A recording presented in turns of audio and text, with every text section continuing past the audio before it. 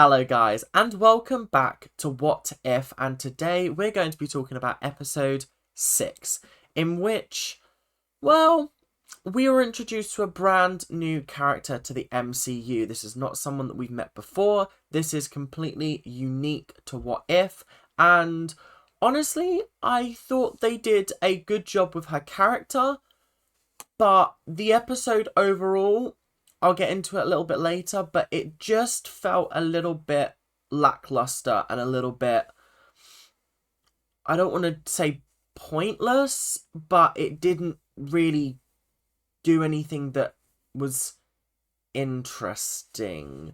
Which, again, I say with I say tentatively because it was an entertaining episode, but when I'm looking at some of the other episodes that What If has given us, I don't think I would want to rewatch this episode in a hurry because it it wasn't as exciting for me as a viewer, which it might be for some people, but personally it just didn't quite hit the mark.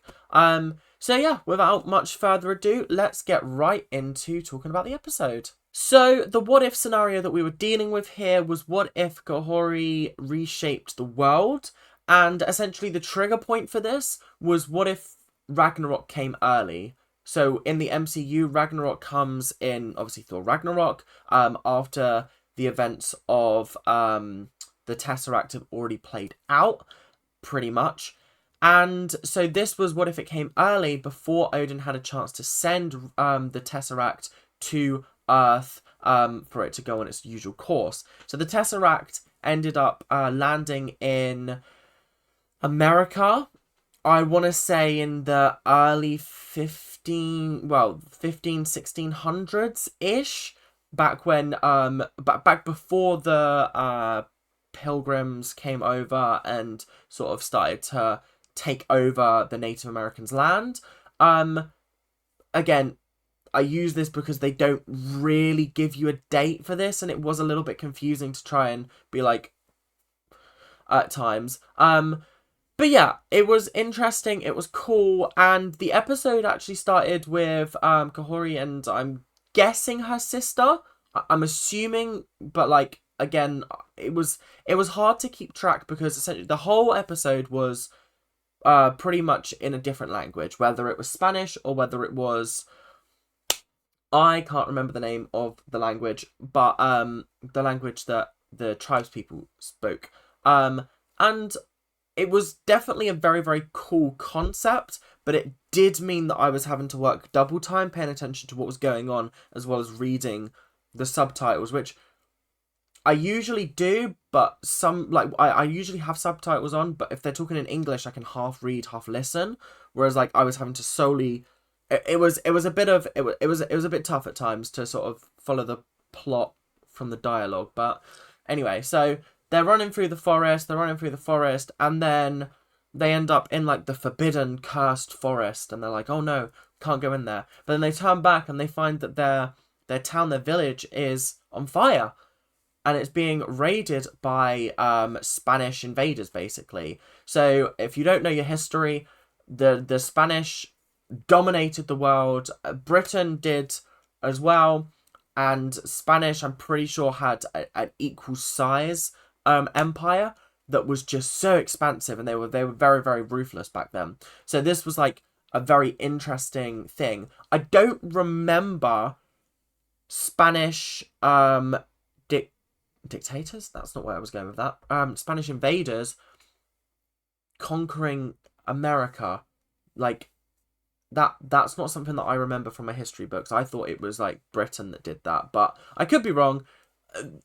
Again, I'm not a wealth of, there's not a wealth of knowledge about that era of history because that's not what I specialized in when I was doing history. So yeah, it was interesting to watch the sort of how brutal the Spanish were, and they chased KAHHORI and her sister into the forest, deep into the cursed forest, and they ended up slipping into a cave, and they found the lake that the Tesseract had disintegrated in, and it had kind of turned the lake into this magical place, basically.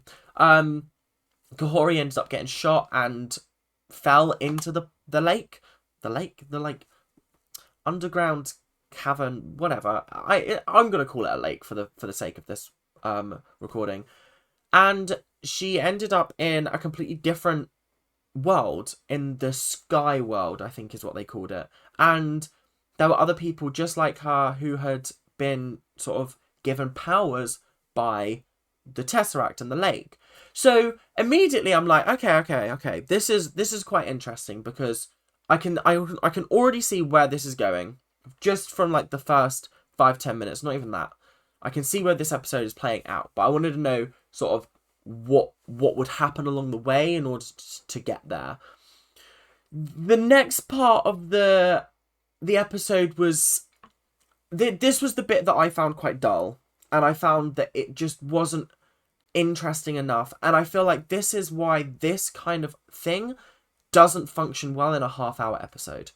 Not even that, 23 minutes I think it was. It doesn't function well purely because it is too much of a task to introduce a character, like a brand new character that you've never even met before, build them up, make us bond with her, train her to really come accustomed to her powers, and then have a climactic battle and a satisfying conclusion. That's a tall order. Most of those things are already done before the episode started, because we know the characters going into the episode. But this episode had a extra sort of thing it needed to tick off, which was to introduce a brand new group of people, I guess. It did it successfully, but it meant that every other part of the episode it just felt rushed. It felt too quick. And like I've said this before with some of these episodes, some of them fit perfectly into 23 minutes. Some of them, they should be double length or even feature length sometimes, because if you had given me a whole movie to really sort of get to grips with these characters, I think it would have been really, really good. But in 20 minutes I came out and I still don't feel attached to this character as much as I should have. As much as, like, for example, when I went to go see Shang-Chi is an incredible movie. Really makes you connect with all the characters. But if that was trimmed down to 23 minutes, I don't think I'd have that same effect. Same with Iron Man, the first Iron Man. Perfect example of it sets it up, it has its plot, and etc, etc, etc. I don't think this was the correct medium to introduce this new character, because everything just felt so rushed. Everything felt 100 miles an hour. It felt like she got to grips with her powers very quickly. A lot quicker than I think anyone expected her to. And then they tried to give us a little bit of a reason why. And I was just sat there like... it's not... It reeks of sort of... how do we explain this? Let's just say this. But I will get to that in a little bit. There was a really, really nice bond with the guy. Again, I don't know their names because it was hard to keep up with the subtitles whilst everything else was going on. But the guy that was like her main sort of guru going through this whole getting to grips with the powers process was actually really, really cool, and I liked him. I thought he was really, really cool. Again, I didn't feel connected to him at the end. Like, I missed his name and the first time, and then it just kind of... They kind of never said it again, as far as I remember. So yeah, there was a really, really funny part where she played Doodle Jump with the trees. If you've ever played Doodle Jump, it's basically this little alien thing that like jumps between clouds and things, and she was doing that with the branches on the trees. It was very, very cool, and that was immediately what I thought of. Then she tried to like walk on branches to get to the portal, which would take her back home, but obviously the guy that she's with is saying like, no, listen, no one has ever made it to that portal. No one. We just all live here. We're still chill. We're still chill. And then they woke up some like diamond buffaloes. I don't even know. They were like these huge buffalo things that had like gems on their backs. It was quite cool. And Kahori ended up getting everyone gems, which was, again, quite funny. But it just didn't quite land in the way I thought it would, purely because it did just feel so rushed. Because then Kahori starts to get a little bit of a... Oh, no. Okay, actually, that's not what happened. What happened before she brought the portal closer was the Spanish decided that, well, they found out where the lake was. They travelled through and they didn't get any powers. So Kahori basically just like scared them off by taking their guns and stopping their bullets. Very, very cool if you ask me. It was quite a display of power, and I thought it was quite cool. I was very, very impressed. And then she obviously brings the portal closer, bigs it up, goes through it, and they fight the Spanish on the beaches. And that was an extremely exciting like moment when she was the sole person. She had her shields up. They were firing cannonballs from ships, and it just was such an epic, cool moment. And then a cannonball hit her, and I was like, oh my god, surely she's not going to die. She's not going to die. She's not going to die. She's not going to die. She didn't die. Her people came through, and her people from the Sky World, that is, came through and fought for their lives. Pow pow, all the blue light blasting. Very, very cool. I gotta say, it was very, very entertaining, and I did enjoy it a lot. That ending section. It was just the middle section that just felt lacking to me somewhat, because yeah, it felt like that would have been a nice second act for a movie, but not a second act for a 23-minute show. Do you get what I mean? I don't know. I feel like this definitely needed to be a two-parter, or just longer in general. But anyway, let's move on. So the Spanish don't return. They're all gone, wiped out. I'm fairly certain. I don't think they left them alive, which actually is a little bit bleak. But also, the Spanish were doing the same to them, so like, fair game. So essentially, what happened was KAHHORI turned up at, I want to say, the Queen of Spain. And this is again why I was like really confused, because I don't remember there being a Queen of Spain at that point in history. Like, Philip II was around at that time, but I don't remember there being a queen, which is now something I probably should have had a little research of. But like, it's no big deal. It's not the end of the world. KAHHORI turned up and basically demanded world peace, or she'd wipe them out. Which was actually kind of cool. I think that's a very weird threat, to be like, make peace with everyone or you die. Because, like, at the end of the day, what are they going to do? Say, like, never, and then, like, pew pew, dead.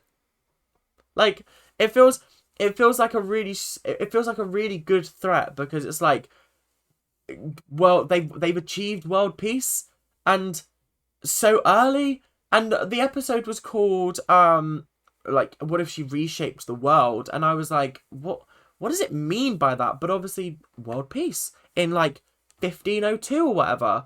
So, honestly, very, very cool. Very, very interesting end. And then Doctor Strange turned up and was like, yeah, we need you for something. I've been looking for you. And I was like, huh? Doctor Strange? So, like, after last episode where Captain Carter just got sucked off in a portal, not in that way, pause, and now we've got Stephen Strange coming through a portal. I'm pretty sure it's Strange Supreme, the evil one. Although, is he evil anymore? I don't know. I forgot how his storyline ended the last season. But clearly it's all starting to tie together, and I think we're going to get to see more from her. And I'm very, very excited to see more from her, because I think that will be good for her character. And now the question is, do I want her to come to live action? Depends. Depends how they handle her. And it depends whether they decide to do an origin story for her, like they did in this episode, and they decide to just expand on it, or whether they just throw her into an episode, an adventure, and just call it quits. Because currently, she can't work in the MCU because she's an alternate timeline character. In the MCU, her character does not have these powers or anything. So, it would be a little bit finessey. But we're also in the multiverse saga, so who knows what's possible. So, it's time to talk about scores. I don't want to be harsh on this episode, but I am going to give it a 79%. Purely because the ending was really, really cool. Like, the last 5-10 minutes. The first 5-10 minutes was really cool. And then, well, the last 5 minutes was cool. The first 5 minutes was cool. And then the middle chunk just was a bit dull. And I think that's because it did what most origin stories do with, like, the training, but with this limited time frame, you can't do all of that, because otherwise you make your whole episode about that. So I don't know. I do feel conflicted about it. Did I enjoy it? Yes. Am I rushing back to watch it again? No, not really. But I think that might change with time. It depends, honestly, on how they handle her for the rest of the series. She's not in the next episode, but I think she's in the 2 episodes after. So we'll just see how they handle it. And honestly, I'm excited to see what goes on.